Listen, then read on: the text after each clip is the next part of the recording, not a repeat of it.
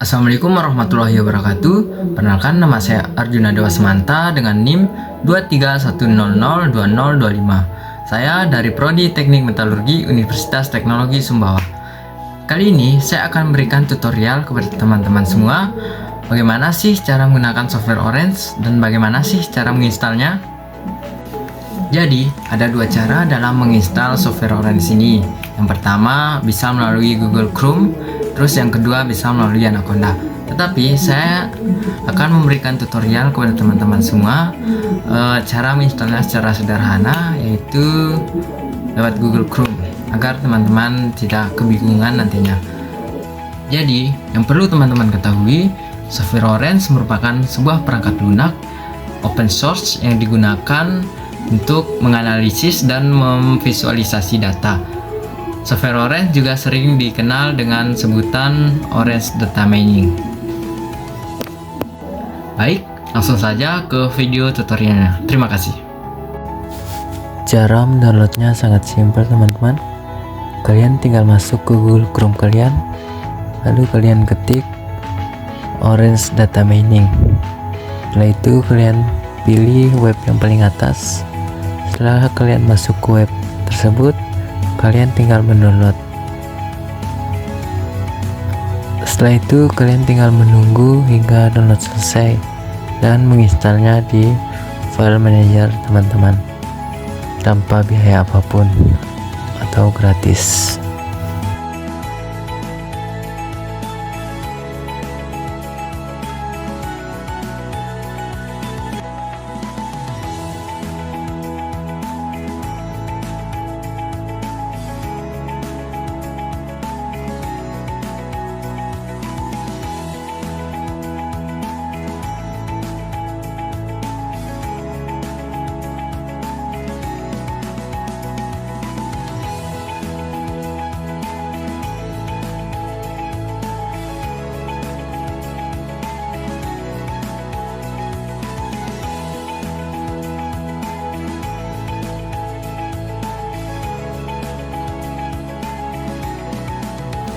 Oke, langsung saja ke tutorialnya teman-teman.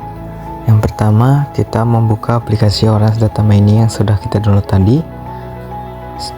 Habis itu kita menambahkan data, yaitu berupa file.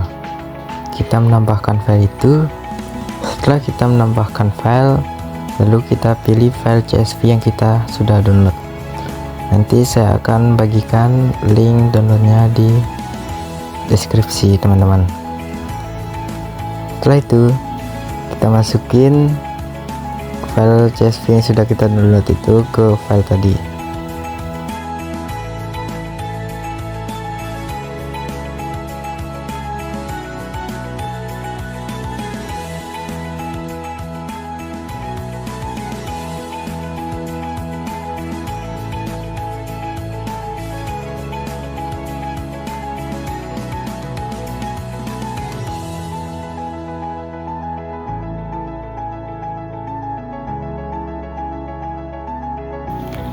Langkah kedua yaitu kita menambahkan Wikidata data table untuk kita bisa melihat isi dataset yang kita mau gunakan di Orange Data Mining ini.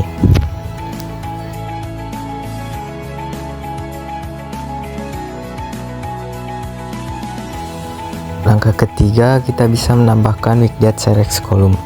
Kemudian kita bisa menggeser latitude dan longitude dari daftar features ke daftar ignored.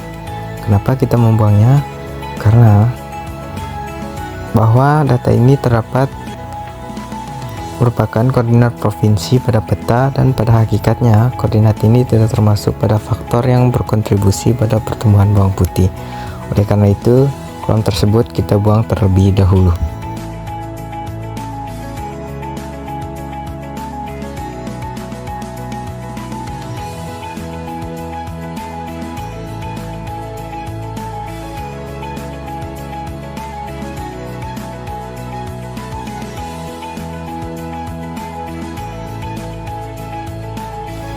Langkah keempat yang perlu kita lakukan yaitu kita menambahkan distance dan hierarchical clustering pada weekday unsupervised. Pada weekday distance kita ubah distance between menjadi rows dan distance matrix menjadi cosine. Dan pada weekday hierarchical clustering kita ubah linkage menjadi average, dan kita bisa menambahkan anotasi dengan memilih atribut provinsi pada bagian annotation. Pastikan top n adalah 5, yang artinya kita memilih 5 hierarki teratas sebagai cluster.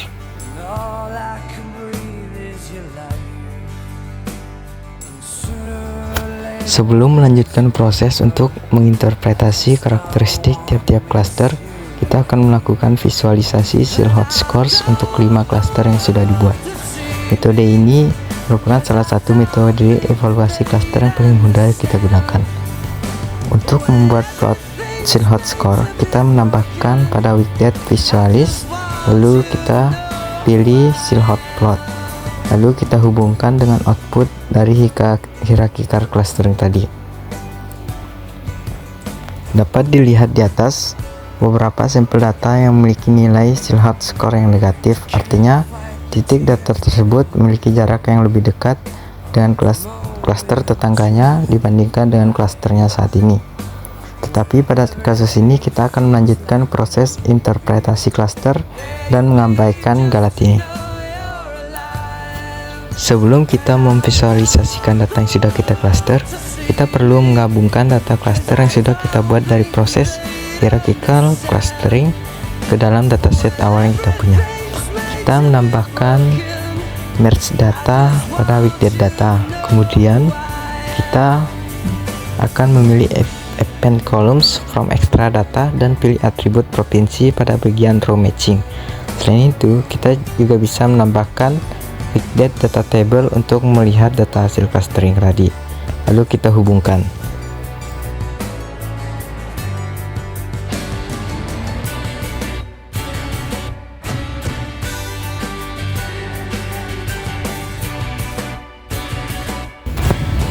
Pada gambar ini kita bisa melihat bahwa tiap-tiap baris data pada dataset awal sudah memiliki cluster hasil hierarchical clustering. Untuk bisa mempermudah proses, kita bisa menggunakan box plot. Kita bisa menambahkan box plot pada widget visualis. Lalu kita bisa memilih variabel yang akan kita gunakan. Seperti saya akan menggunakan variabel jumlah hari hujan dan kita pilih cluster sebagai subgroups.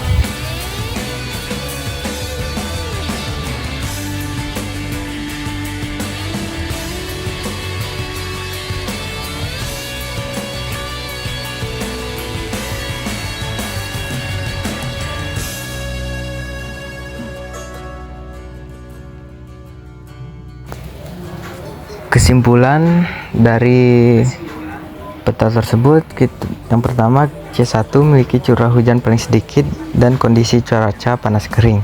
C2 memiliki curah hujan yang sedikit dengan rata-rata 102 hari hujan dengan penyinaran matahari yang bervariasi antara 51 hingga 84 hari dengan rata-rata suhu 27,3 derajat Celcius. C3 memiliki curah hujan sedikit lebih banyak dibandingkan C2 dengan penyinaran matahari yang lebih lama antara 65 hingga 84 hari dengan rata-rata suhu 27,13 derajat Celcius. C4 memiliki curah hujan paling banyak dan memiliki penyinaran matahari yang paling sedikit dan suhu yang paling dingin dibandingkan klaster lainnya. C5 memiliki curah hujan yang besar dengan rata-rata 145 hari hujan, memiliki penyinaran matahari antara 51, 97 dan 72,51 hari dengan suhu antara 27 hingga 27,9 derajat Celcius. Dari data tersebut kita dapat menyimpulkan bahwa klaster C3 merupakan kandidat terbaik sebagai lokasi budidaya bawang putih. Provinsi yang termasuk pada klaster C3 yaitu Banten, Bali, Nusa Tenggara Barat, Nusa Tenggara Timur, Sulawesi Barat, dan Papua.